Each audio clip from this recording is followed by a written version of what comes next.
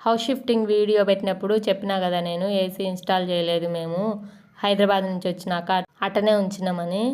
అది gas leak అవుతుందో ఏమో నేను చెప్తాను అని చెప్పినా కదా మీకు. చాలా మంది గ్యాస్ లీక్ అయిద్దని మళ్ళీ ఇన్స్టాల్ చేయించుకుంటారు ఇల్లు మారినా కూడా, అవసరం లేకున్నా కూడా. కానీ మా హస్బెండ్ ఏసీ దాంట్లోనే వర్క్ చేస్తాడు, అందుకని కొంచెం ఐడియాతో ఏం కాదు అన్న ధైర్యంతోనే ఉంచినాం మేము. ఏమైందనేది లాస్ట్కి చెప్తా.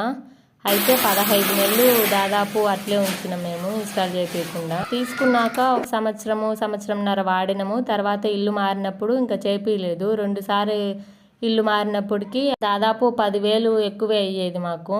ఇప్పుడు మళ్ళీ ఇల్లు మారినాక ఇంకా వేడికి తట్టుకోలేక చేపించుకుంటున్నాము. మాకు డౌట్గానే ఉంది ఏమవుతుందో ఏమో అని.